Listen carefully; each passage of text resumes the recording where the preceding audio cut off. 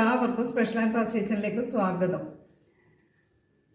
ഇന്ന് നല്ലൊരു 4 മണി പലഹാരവും ബ്രേക്ക്ഫാസ്റ്റുമാണ് തയ്യാറാക്കുന്നത്. 1 കപ്പ് പുഴുങ്ങലരി മാത്രം മതി ഈ പലഹാരം തയ്യാറാക്കാൻ. എളുപ്പത്തിൽ തയ്യാറാക്കി എടുക്കുകയും ചെയ്യാം. പലഹാരം തയ്യാറാക്കാൻ വേണ്ടി 1 കപ്പ് പുഴുങ്ങലരി കഴുകി എടുത്തിട്ടുണ്ട്. അധികം വേവില്ലാത്ത പുഴുങ്ങലരിയാണ് എടുത്തിട്ടുള്ളത്.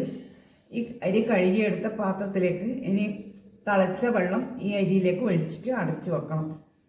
നല്ലപോലെ തിളച്ച വെള്ളം തന്നെ ഒഴിച്ചു കൊടുക്കണം. തിളച്ചുകൊണ്ടിരിക്കുന്ന വെള്ളം ഇതിലേക്ക് ഒഴിച്ചിട്ട് അടച്ചു വെക്കണം.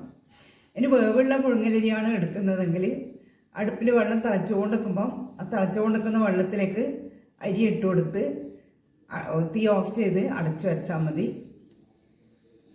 ഇനി ഇത് രാവിലെയാണ് എടുക്കുന്നത്. രാത്രിയാണ് ഇത് വെള്ളത്തിലിട്ട് വെക്കുന്നത്. രാവിലെ കഴുകി ഒരു പാത്രത്തിലേക്ക് ഇട്ട് കൊടുത്തിട്ടുണ്ട്. അരി നല്ല സോഫ്റ്റായി വന്നിട്ടുണ്ട്. ഇനി ഇത് ഒരു മിക്സി ജാറിലേക്ക് ഇട്ട് കൊടുത്ത് മുഴുവനായി ഒരുമിച്ച് ഇടുന്നില്ല, 3 പ്രാവശ്യമായിട്ടാണ് ഇത് അരച്ചെടുക്കുന്നത്.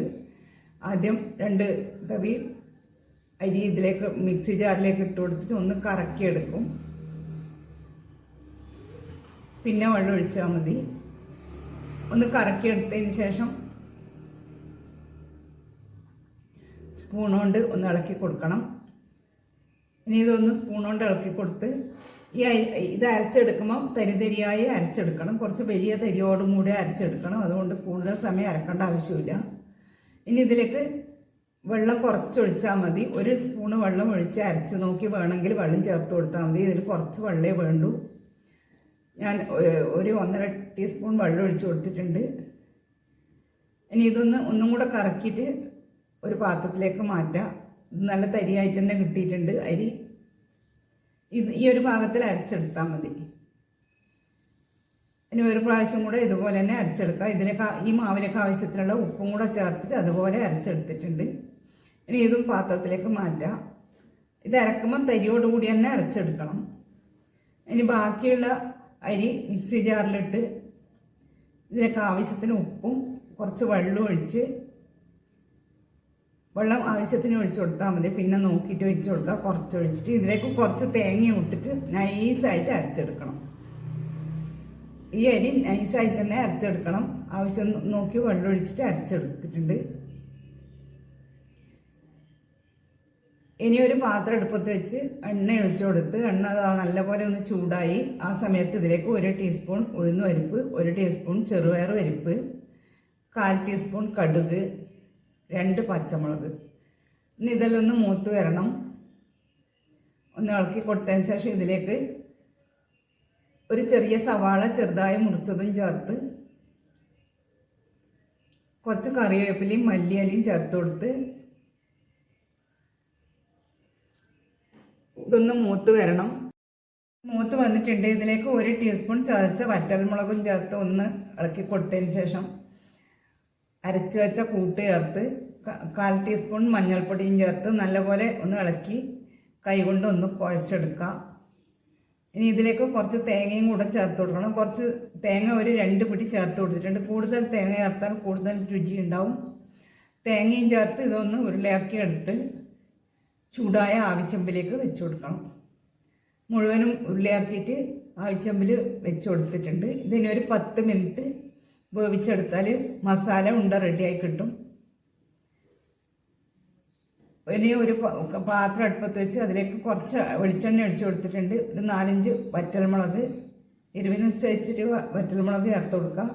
1 കഷ്ണം സവാളയും ഒരു ചെറിയ കഷ്ണം ഇഞ്ചിയും ചേർത്ത് ഒന്ന് ഇളക്കി കൊടുത്തതിന് ശേഷം 1 പിടി തേങ്ങയിലേക്ക് ഇട്ട് കൊടുത്ത് ഇതിലേക്ക് ആവശ്യത്തിനുള്ള പുളിയും ഉപ്പും ചേർത്തിട്ട് ഇതൊന്ന് അരച്ചെടുക്കണം. ഇത് അരച്ചിട്ട് ഒരു പാത്രത്തിലേക്ക് മാറ്റാം. ഇനി ഇതിലേക്ക് താളിക്കാനായി ഒരു പാത്രം എടുത്ത് വെച്ചിട്ടുണ്ട്. അതിലേക്ക് കുറച്ച് എണ്ണ ഒഴിച്ചു കൊടുത്ത് കടുക്, കറിവേപ്പില, വറ്റൽമുളക് താളിച്ചിട്ട് ചട്നിയിലേക്ക് ഒഴിച്ചു കൊടുത്താൽ മസാല ഉണ്ടിയും ചട്നി റെഡിയായി.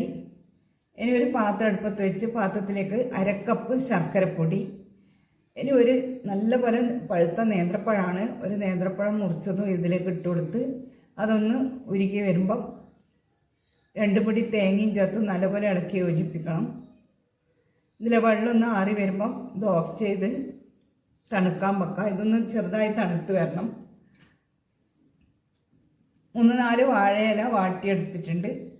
നേരത്തെ അവസാനം അരച്ച് വെച്ച അരിക്കൂട്ട്, നൈസായിട്ട് അരച്ച് വെച്ച അരിക്കൂട്ട് ഇതുപോലെ ഓരോരോ ഉരുളയാക്കി എടുത്ത് വാട്ടി വെച്ച വാഴയിലേക്ക് വെച്ച് കൊടുത്ത്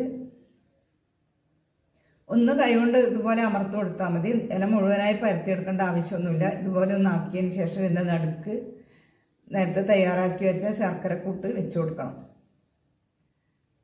ശർക്കരക്കൂട്ട് വെച്ച് കൊടുത്തിട്ട് ഇനി ഇതൊന്ന് മടക്കിയെടുക്കാം.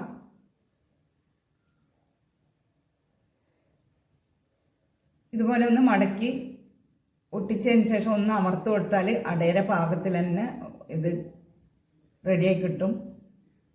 ഇല മുഴുവനായി പരത്തേണ്ട ആവശ്യമൊന്നുമില്ല. ഇതുപോലെ ഒന്ന് അമർത്ത് കൊടുത്താൽ മതി.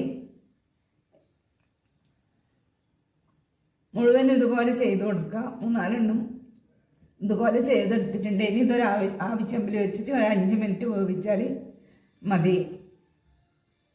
മസാല ഉണ്ട വെന്ത് റെഡിയായി വന്നിട്ടുണ്ട്. ഇതിനെ ഒരു പാത്രത്തിലേക്ക് മാറ്റാം. നമുക്ക് ബ്രേക്ക്ഫാസ്റ്റിന് മസാല ഉണ്ടിയും ഈ ചട്നിയും ധാരാളം. അട വെന്ത് നോക്കാം. 5 മിനിറ്റ് കൊണ്ട് തന്നെ ഇത് വെന്ത് വന്നിട്ടുണ്ട്. 5 മിനിറ്റ് മതി ഇത് വേവിച്ചെടുക്കാൻ.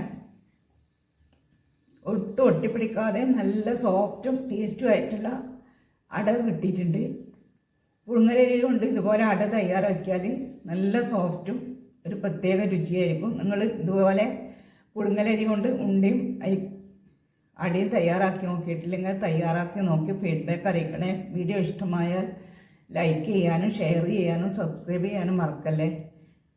സബ്സ്ക്രൈബ് ചെയ്ത് അതിനടുത്തുള്ള ബെൽ ബട്ടൺ പ്രസ് ചെയ്ത് ഓൾ എന്ന ഓപ്ഷൻ കൂടി പ്രസ് ചെയ്താൽ ഞാനിടുന്ന പുതിയ വീഡിയോസൊക്കെ നിങ്ങൾക്ക് കിട്ടും. Thank you for watching.